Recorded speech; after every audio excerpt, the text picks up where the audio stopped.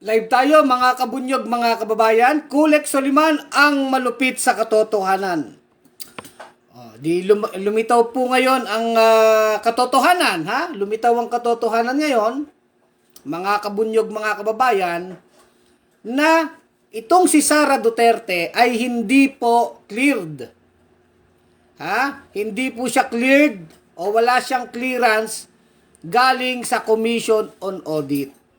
So talagang dito po, yung nangyari kahapon sa House Justice Committee, bukod po dun kay Ramil Madriaga, ay umupo na din po doon at nagtestimonya yung mismong taga-Commission on Audit. O di yan po ang sinasabi natin eh.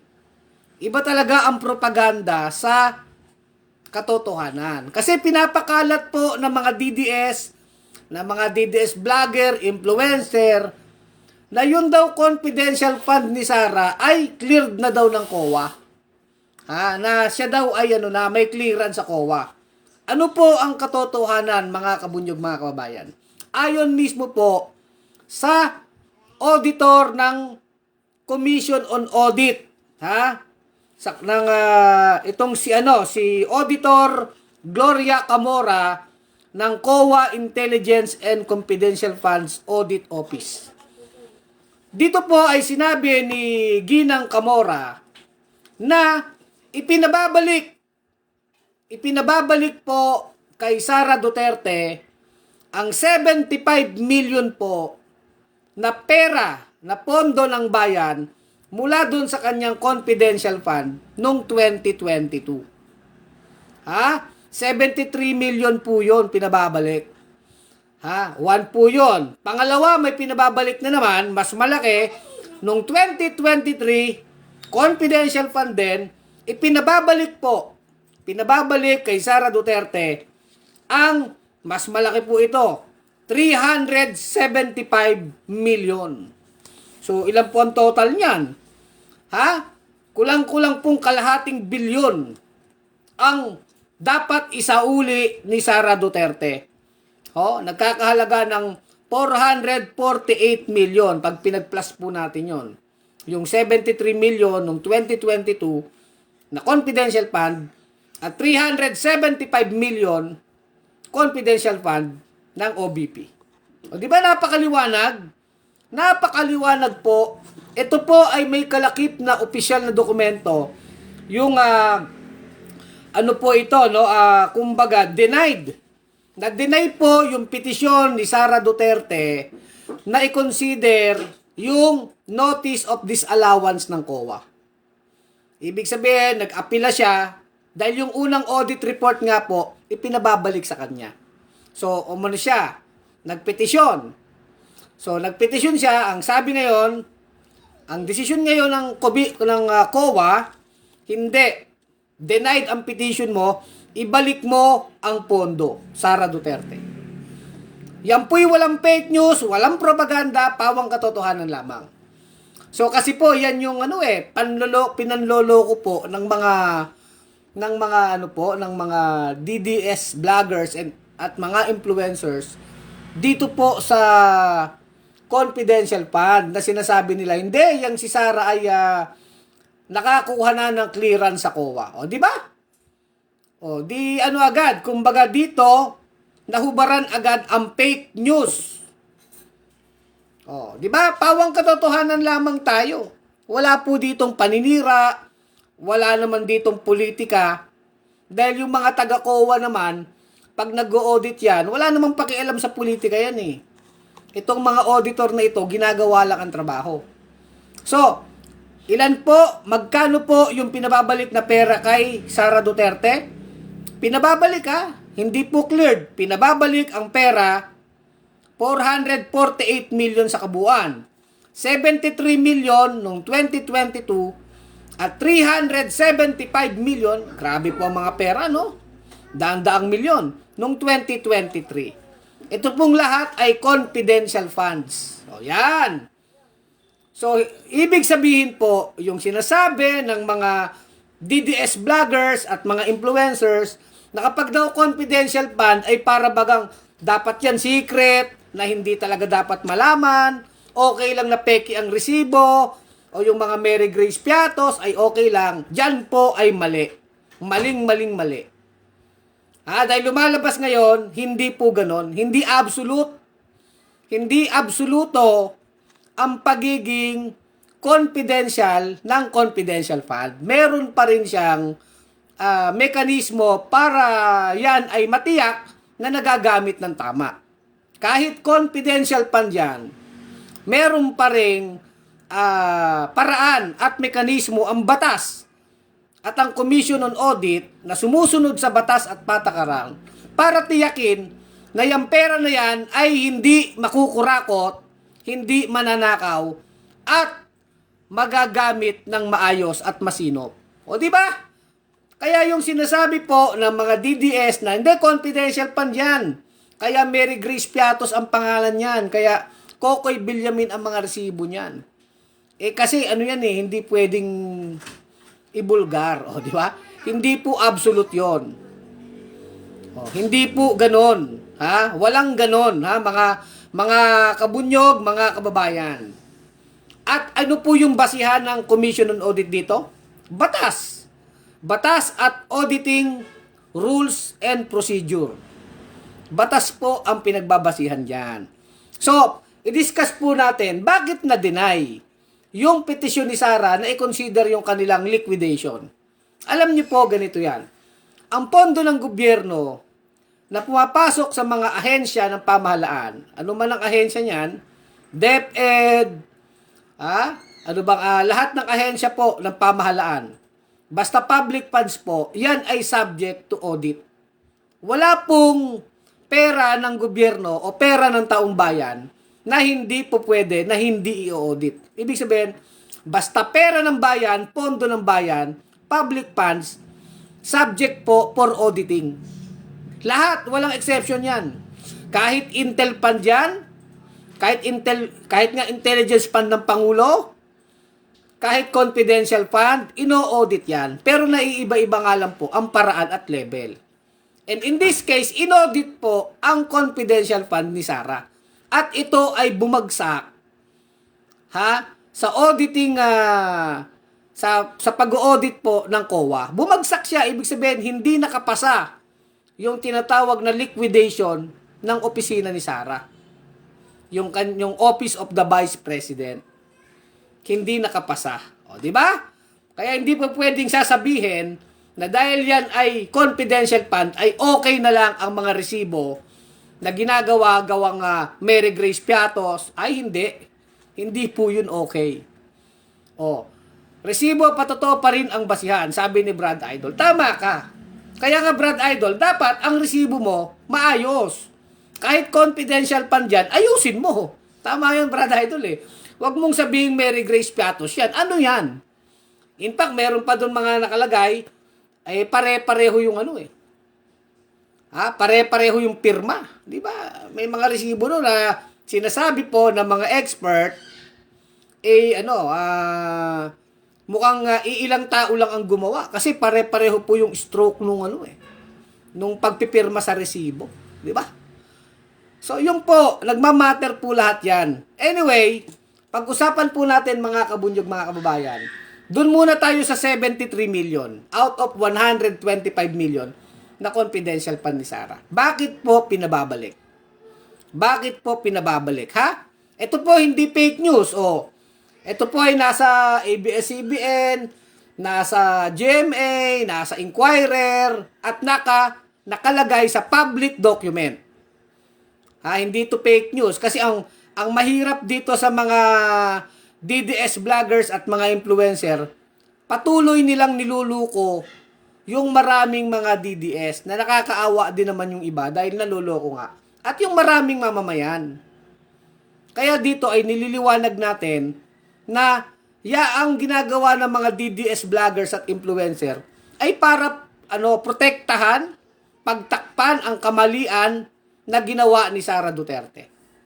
'Di ba? Dahil ito yung katotohanan public document to Ito ay COA report, COA po ito, audit report tsaka dokumento. Sino pong nagsabi nito? si Auditor Gloria Camora ng COA Intelligence and Confidential Funds Audit Office. So, kanino tayo maniniwala? Sa mga vlogger na nagsasabi nga may clearance si Sara? O dito sa taga-Commission on Audit na siyang may katungkulan at otoridad para magsiyasat ng mga budget at pondo kung paano ginagastos. Di ba? Dalo-dalo, alisin na ang confidential fund sa lahat ng sangay ng gobyerno. Transparency ang kailangan. Actually, dalo-dalo, yung konsepto naman ng confidential fund, talaga naman may mga ahensya ng gobyerno na nangangailangan yan. Especially sa limbawa sa Philippine National Police. Siyempre, ano yan lumalaban sila sa krimen, sa mga transnational crime, di ba? Mga sindikato, ang National Bureau of Investigation. Natural yun Ang Armed Forces of the Philippines, di ba? Ano yan? May mga ahensya talaga ng gobyerno na nangangailangan ng intelligence fund at confidential fund. Hindi naman natin yun kinukontra. Ang sinasabi lang po natin, mga kabunyog, mga kababayan, ay dapat gamitin ng tama itong mga confidential fund. Dahil kahit confidential fund yan, intel fund yan, yan ay pera ng bayan. Buwis ng bayan yan Yan ay pinagkatiwala lang sa kanila Pero pera po nating lahat yan. Piso man yan o milyon. Kaya maling sabihin, ay, kaya pinupulita kasi Sara, 125 million lang naman yan yung flood control, billion, trillion. Edi, pwede namang investigahan yung billion at trillion na ninakaw sa flood control. At investigahan din to, di ba? Pwede namang sabay Bakit ba? Ngunit ito, 125 million? At iyon ay trillion? Di pare-parehas natin panagutin. Pero, piso man yan o 1 bilyon, yan ay pera ng bayan. Di ba mga kabunyog, mga kababayan? At tayo ay naninindigan na dapat kapag pera ng bayan ay pakinabangan ng bayan, gamitin ng tama. Huwag kukurakutin, huwag nanakawin. Yun yung ating prinsipyo Kaya nga dito, actually, hindi to maliit na pera, kahit sabihin natin ito'y 125 million. Sino bang may 125 million sa atin? Wala. Di ba, Brad Idol? Di ba? Tayo nga, naghahanap buhay Magkano lang ang kita natin sa isang araw? Ang mga jeepney driver nga, sinabi, 300 pesos na lang ang natitira sa kanila. Di ba? At ang inaasahan natin talaga na itong pera ng bayan ay magagamit ng tama. Hindi naman maliit na pera ito Isipin nyo, 73 million tsaka 375 million. Ito yung nabuking. Paano yung di nabuking, di ba? Yun po yung natin. Pinag-uusapan dito. Now, diretso tayo. Kaya tama ka, Brad Idol, hindi yan pera ni Sara Duterte. Sana maliwanag, di ba? Ronnie Adriano Amoroso. Magandang araw, sabi ni Ronnie, no? Salamat, Ronnie, ha? Plunders, high crime, heinous crime. Di ba? Tama naman yun Teka, yan. Okay, sige, grabe, mainit ito sa April 22 si Trillanes, ML Amlak na antitestigo, mga bank records na ito. Tama yun. Tama yung sabi mo, kasamang Ronnie Amoroso. Tetestigo na si Trillanes dyan sa House Justice Committee, kasama po ang AMLA o Anti-Money Laundering Council. Naku, mabigat na yan. Pero anyway, ibang topic yan. Dito muna tayo sa ipinababalik na pera kay Sara. Diba? So, mga DDS, kayo ay matagal nang nabiktima ng fake news. Dahil maliwanag na sinasabi ng COA, Sara Duterte, ibalik mo ang 73 million noong 2022 na ginamit mo, hindi tama ang paggamit mo, at itong 375 million, ginamit mo noong 2023 ang confidential fund, hindi tama ang paggastos mo, ibalik mo, Sara. Kaya ang total ay 448 million. Di ba, Ma'am Fidela Malyari, kala kasi nila kaya nila ang lahat ng mamamayan. Tama ka naman, Ma'am Fidela. Tayo na mga mulat, tayo mga kabunyog, ay hindi nila tayo kaya. Di ba, Ma'am Fidela? Tayo talaga, sinusuri natin. At ginigiya natin ng tao sa katotohanan, hindi sa fake news. O now, bakit nga ba na-deny yung paggastos ni Sara? 73,287,000 to be exact. Sabi dito, denied petition for review on notice of disallowance. So kahit po yung pagre-review, deny na. Bakit? Ang sinasabi po dyan, ang sinasabi po dito na dahilan na bakit hindi tama ang paggastos ni Sara Duterte ng confidential fund niya. Ito po, basahin na natin ang diretso. Straight from ano na tayo, no? Sabi po dito, okay, basahin natin ano. Camorra cited non-compliance of a joint circular in denying the petition from Duterte OBP Special Disbursing Officer Gina Acosta. Itong Gina Acosta, ito nagisa rin to ni Congressman Luis Tru, no? Itong si Gina Acosta at itong si OBP Chief Accountant Julieta Villa del Rey. Di ba? Ang nakalagay dito, bakit nga ba ipinababalik ang pera? Ang sabi po dito kasi, yung palang mga Tagalogin na po natin, ano, para hindi technical.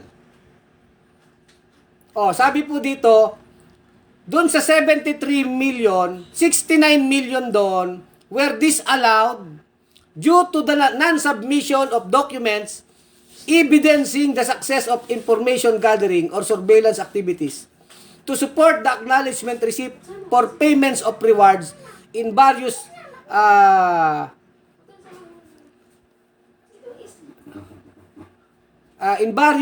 cash, goods, and medicines. Ibig sabihin, hindi napatunayan. Hindi po napatunayan para suportahan yung mga resibo para sa pagbabayad po ng reward. Kasi ibig sabihin, na-rewardan ba talaga? Sigurado kang reward yan? Yung binigay nyo bang resibo kay Mary Grace Piatos, nagamit ba talaga sa confidential activities kagaya ng information gathering? Anong patunay? Basta sinabi mo lang, binigay mo ang pera kay Piatos. Ang sinasabi ng COA, okay, Piatos yung pangalan, pero nagamit ba talaga?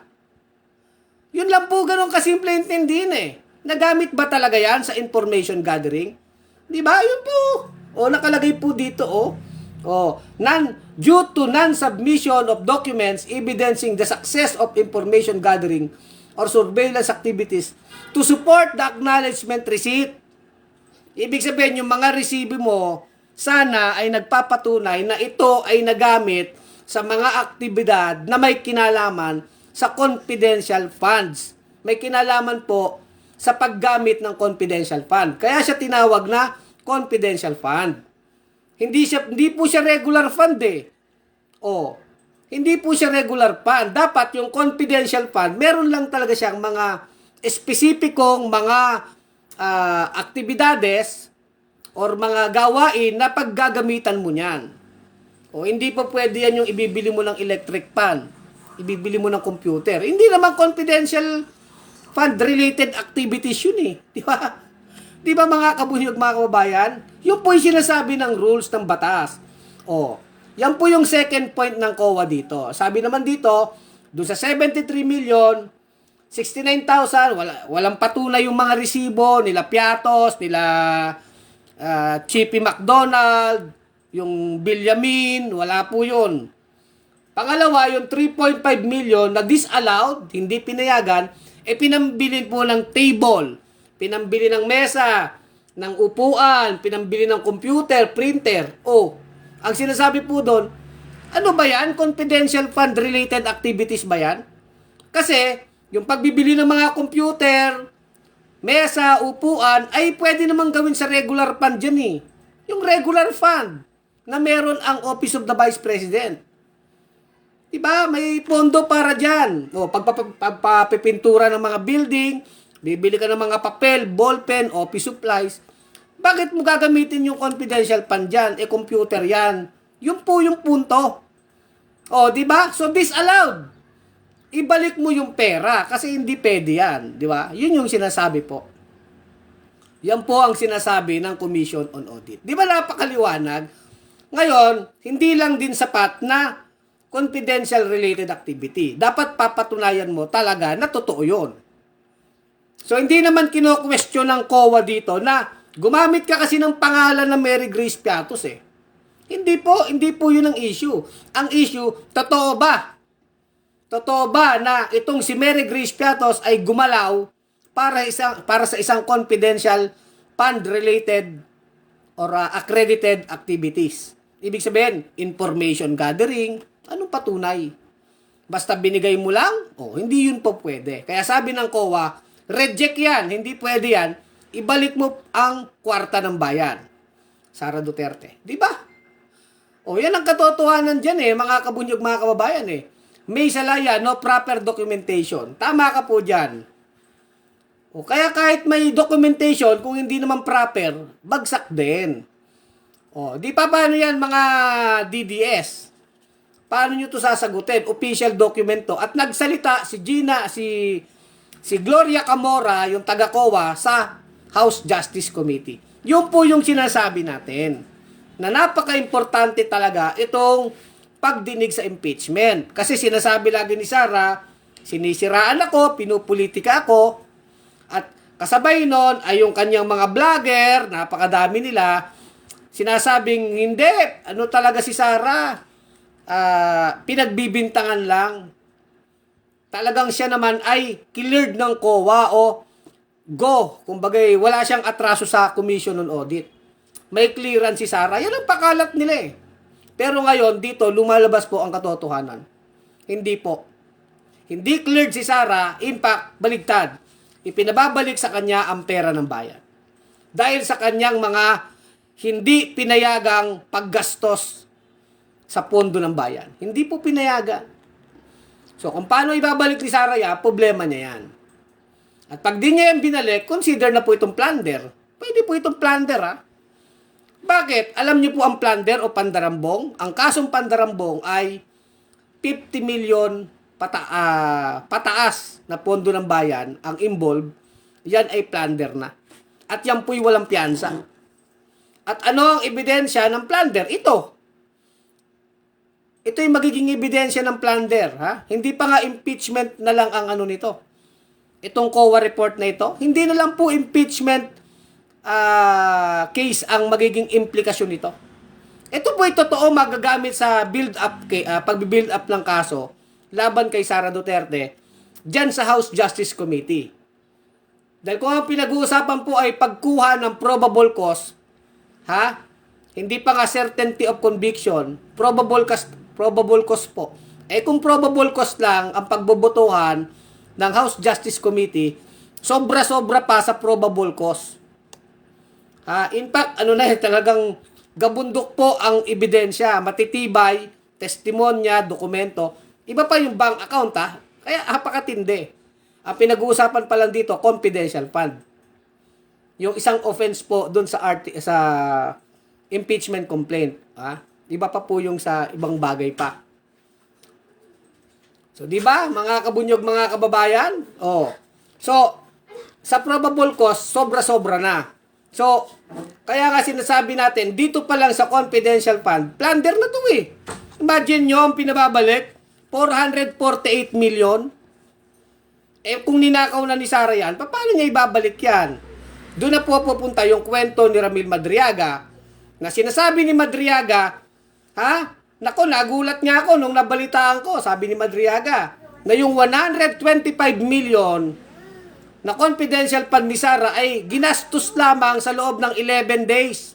Ay sabi ni Madriaga, ay hindi 11 days. Less than 24 hours. Wala pang 24 oras, tiwas ang pera. Bakit mo nasabi ni Madriaga na sinabi nga niya mga 18 oras lang Bakit natiwas na yung 125 million? Siya po ang nag-deliver ng pera Sa 3 lokasyon, itong Laguna, sa isang politiko sa Laguna, diyan sa Kabuyaw, binigay, sa isang comedy bar sa Quezon City, diyan sa Timog, nandun si Reynold Monsayak, yung OBP spokesperson. O, di ba? O, nagkataon lang ba na yung pag-deliver ni Ramil Madriaga ay nandun at nagtanguan pa sila ni Reynold Munsayak na spokesperson ni Sara sa OBP? Di ba? O pangatlong dinilibiran, yung Office of the Ombudsman sa parking lot. Doon talaga tayo, grabe, ang kakapalan ng muka. At sinasabi niya, itong si Samuel Martires, nakakatanggap ng kwarta, tsaka itong special prosecutor sa ombudsman, si Ryan Ray Kilala, na dating dean ni Sara Duterte sa law school sa San Sebastian College. O di ba, connect? Samuel Martires, Ryan Ray Kilala, tapos Reynold Munsayak, tapos yung politiko sa Laguna. O, see? Kaya nga maganda, pag sa impeachment trial naman, sa talagang trial proper po, ipatawag yung politiko dyan sa Laguna kung sino man yung tao na yon. Wala silang magagawa pag in-identify po yan ni Ramil Madriaga. Kasi doon sa testimonya ni Ramil Madriaga, hindi pa naman ina-identify yung mga tao, yung talagang mga bata-bata ng mga tumanggap. Malamang ko po, inire-reserve na yan sa impeachment trial. Magkakabulgaran yan, magkakapitpitan. O di ba? Kaya itong ating sinasabi ngayon, ito po ang katotohanan. O hindi po ginastos, pinimigay sa mga tropa ni Inday, sabi ni Jer Tadja. Kaya nga, o anong ebidensya diyan? Yung testimonya ni Ramil Madriaga at yung sigurado naman tayo may mga CCTV camera yan. Maghaharap-harap po yan. Ipapatawag sila Chika, si Kernel Nolasco, o yung mga yung mga tumanggap ng pera, di ba? Si Acosta, ipapatawag uli. Pag-aharapin yan eh. Si Madriaga, tsaka si Acosta. O, sabi mo, binigay mo lang kay Chika yung pera. O ngayon, kasama ka pala sa delivery, Gina Acosta. O, di ba? O, bakit sa kanila dinadala? Socorro Dizon. Eh, syempre, ibig sabihin, yung confidential fund ni Sara, talagang pinamimigay lang ni Sara kung kanino yung siguro gusto. Pero ang pinag-uusapan dyan, hindi ginagamit sa tama. Yun po ang pinakapunto dyan. Bakit sa politiko sa Laguna mo ibibigay? Bakit dito mo ibibigay kay Ombudsman Martires? Anong kinalaman ng Ombudsman? Bakit mo ibibigay sa parking lot? So, sindikato di ba? At bagbag na pera, di ba? So, ibig sabihin dito, talagang yung audit ng COA plus yung aktual na mga ginawa sa pera, may mga ebidensya. At ang pinag-uusapan dito ay confidential fund pa lang. O di ba, Brad Idol, masakit ba marinig ang katotohanan? Sabi mo kay Bebet. O nga naman Bebet, no? Kayo, pag katotohanan, masaktan man kayo pero tanggapin nyo. Kasi ito ang totoo. Huwag niyong pairalin yung pagiging makaduterte nyo o makapolitiko ninyo. Kumampi kayo sa katotohanan. At pag tayo ay nasa katotohanan, tayo ay hindi maliligaw. Magalit man kayo sa akin o sa bunyog, ang mahalaga po ay sinasabi namin sa inyo ang katotohanan. Yung totoo. Matagal na kayong niluluko eh. Matagal na po kayong niluluto ang mga isip nyo. Para sa mga kababayan po natin na napapaniwala pa rin ang mga Duterte. Napakadami pong ebidensya. At itong pinag-uusapan natin ay isang maliit na bahagi pa lang ng mga gawaing sindikato ng mga Duterte. Isang maliit na bahagi pa lang to. Dahil marami pa po tayong topic. Alam niyo yung nagpondo kay Sara, yung mga sindikato ng Parmali at Pogo.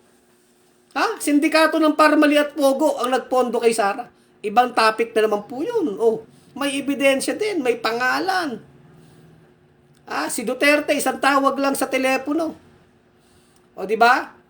Kayo mga bangag, mamatay lahat, sabi ni Rebek Pasyon. Alam mo, Rebek Pasyon, tingin ko po kayo ang bangag sa Duterte. Kayong adik, naging adik na kayo sa mga Duterte.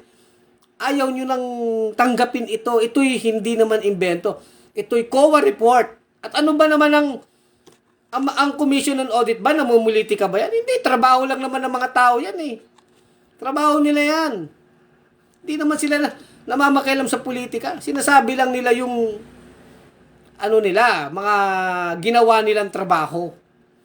O di ba? Efren Tan Barreto ng kabunyog natin sa Lucena. Di ba? Ate Emilita Santos at Sir Efren Tan Barreto. The truth shall make you free. Totoo yan, Sir Efren. Kaya tayo sa Bunyog, Sir Efren, matyaga tayong nagsasabi ng totoo. Kaya kahit maingay pa itong gumagawa ng fake news, kapag tayo ang nagsasabi ng totoo, hindi na natin kailangan makipagdebate. Dahil panalo na tayo agad. Ang katotohanan, panalo na po agad yan. Wala nang debate kasi ang pinag-uusapan natin dito, testimonya ng COA auditor, audit report ng Commission on Audit, maliwanag yung mga sinasabing dahilan, ba't pinababalik ang pera kay Sara Duterte. Ito ang testimonya ni Madriaga ay sumusuporta na lang dito sa COA report. Sumusuporta, di ba? Kaya yung fake news ng mga DDS vloggers at influencer na marami silang niloloko, na si Sara daw ay may clearance sa COA, yun ay hindi totoo.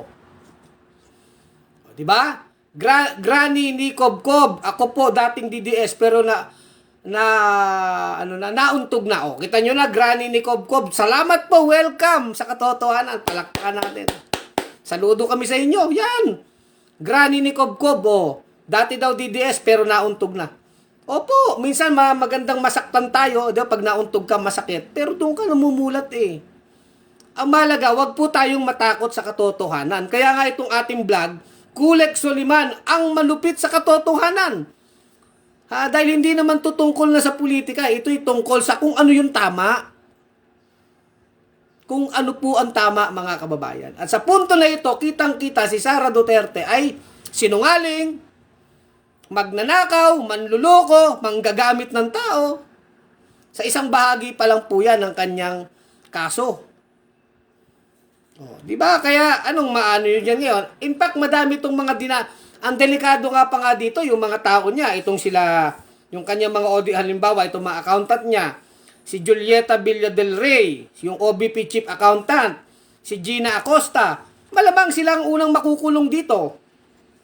Kaya bago kayo makulong, Gina Acosta at saka OBP Chief Accountant Julieta Villa del Rey, tumistigo na lang kayo. Iano nyo na, sabihin nyo ang totoo.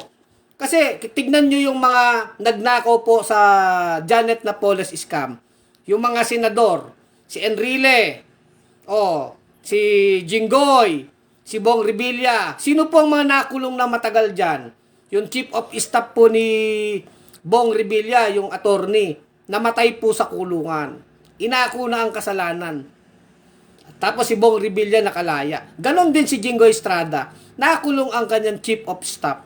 Ganon din si Enrile. Nakulong yung kanyang chief of staff, si Gigi Reyes. Si attorney Gigi Reyes, nakulong. Bakit? Yung kanilang mga bossing, nilaglag lang naman sila Pag nagkagipitan, ang unang makukulong, itong mga tao ni Sara. Itong si Gina Acosta, itong sila OBP Chief Accountant Julieta Villa del Rey, kayo ang unang maano dyan. Maniwala kayo.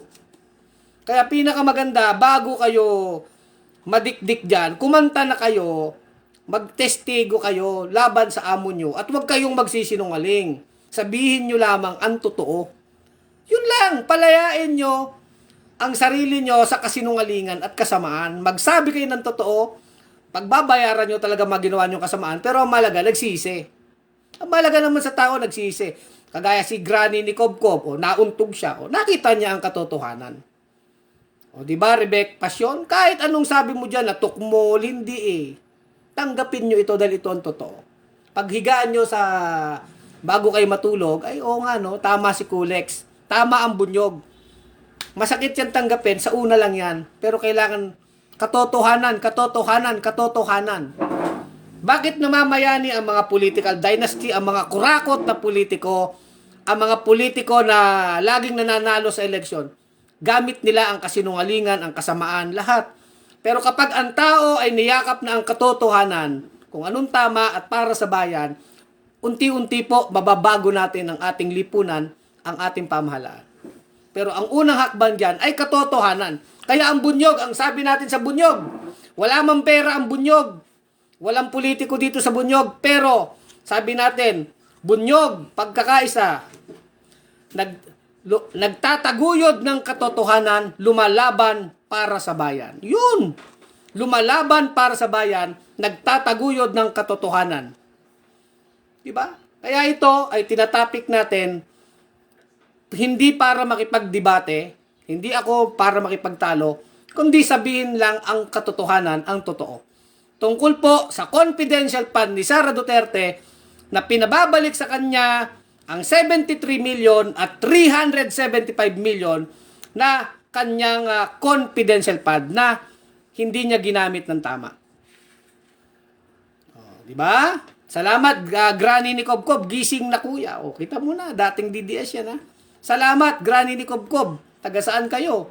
Sana maging kabunyog namin kayo at magsalita kayo. Di ba? Kailangan totoo, katotohanan. Kahit nagagalit sila sa atin, paulit-ulit. Diyan tayo mananalo. Kasi ang pagsasalita nila ng kasinungalingan, inuulit-ulit nila, fake news, fake news. Oh, ganyan yung style nung ni Hitler, yung propagandista ni Hitler. Ang sinasabi niya, dapat daw ulit-ulitin mo ang kasinungalingan para dahil paulit-ulit na naririnig ng tao yung kasinungalingan, ay tinatanggap na ng tao ngayon. Oh, sino ba yung na yan? Yung propagandista ng ni Hitler, di ba? Ganon din tayo. Paano mo yan lalabanan? Paulit-ulit din nating sabihin ng totoo. Maglalabanan po yan talaga. At yan po yung role natin sa bunyog, di ba? Merong bunyog na tayo talaga magsasabi tayong totoo. O minura pa ang Diyos, sabi ni Granny ni Kobkob. Mabuhay ang bunyog, Jer Tadya, tagasan po kayo, no? Marikina. Oo, PM nyo si Kuleg Soliman, ha?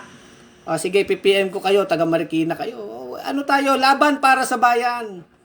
Diba, yun ang mahalaga sa atin dito. Diba, Sir Efren Barreto, no? Oh. Sino pa ba yung mga nagko-comment sa atin? Raymond Haldon, Duterte safe the Philippines. Oh, di ba? Ganun talaga ang buhay eh. Hindi naman natin agad yan sabi ko nga, hindi naman natin agad sila makukumbinse. Pero kailangan matyaga tayong magmulat. At ito na nga po yung panahon na tayo ay talagang labanan natin to, laban na to. Kasi syempre ang mga Duterte, gusto nila makabalik sa kapangyarihan eh, di ba? Di ba Benji Ruiz nanonood sa atin, si Benji. Oo, salamat po sa mga hindi ko na nabati lahat, Sorry sa mga hindi ko nabati, hindi ko nabasa ang inyong mga comment. Movie watching from Hong Kong. Salamat movie. So, yan po. So, maliwanag, ang confidential fund ni Sara ay ipinababalik sa kanya ng Commission on Audit. 73 million noong 2022 at 375 million noong 2023 confidential fund sa kabuuang halagang inad natin 448 million, kulang-kulang kalahating bilyon ang dapat ibalik sa kaban ng bayan ni Sara Duterte. Kung hindi, talaga makakasuhan siya ng plunder dito, pandarambong. Bukod sa impeachment trial, haharap pa siya sa katakot-takot at patong-patong na kaso sa hukuman sa Sandigan Bayan. At kung kailangan, isa pa nga ang bunyog sa magpapail ng kaso. Kung kailangan natin gawin yan, sasabihin natin, isa pa ang bunyog sa pipirma dyan para kasuhan si Sara Duterte sa hukuman. Hindi lang sa impeachment court. Dahil kailangan may managot sa lahat ng magnanakaw at wag din natin kakalimutan ng flood control. Wag natin kakalimutan yung flood control. Confidential fund ni Sara. Managot ang dapat managot sa lahat ng uri ng pagnanakaw sa bayang Pilipinas. Lahat, flood control yan, confidential fund ni Sara, congressman, senador. Wala tayong pake kung yan ay bahagi ng administrasyon ni Marcos, administrasyon ni Duterte, o ni Pinoy, o ni Gloria, ni Erap. Governor yan, mayor yan, senador yan.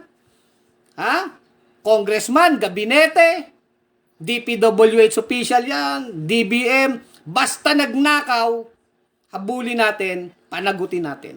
Wala tayong sasantuin. Yan po ang paninindigan ni Kuleg Soliman, ang paninindigan ng bunyog pagkakaisa. Lahat ng magnanakaw, lahat ng sangkot, dapat managot. O, di ba? O, Maximo Picar, tanghalin, Sir Mahina, si John Vic Rimulya. Dapat kasuhan agad si Baste sa pagbabasto. So, ibang topic po yan, Sir Maximo Picar, tanghalin. Corazon Abe, God bless po bunyog. Jason Santos, solid kami kabunyog. Tagasan kayo, Jason Santos, PM nyo ako para mag-organize tayo. Kailangan mag-organize tayo, di ba? Ma'am Corazon Abe, tagasan po kayo, Magdalo pala si Granny ni Kobkob. Mabuhay kayo, Magdalo, Si Senator Trillanes, saludo tayo dyan sa Magdalo. Oo, tama yun. Yan si Trillanes, talagang yan ang lumalaban sa mga Duterte nung una pa man. At I think magte-testimonya si Sentry sa susunod na na hearing po sa House Justice Committee. Mas mabigat po 'yon kasi mga bank record naman ang bubulat-latin. Di ba? So hanggang dito na lang ating vlog. Kulek Soliman, ang malupit sa katotohanan, sa bunyog pagkakaisa, mga kabunyog, mga kababayan. Tuloy ang laban.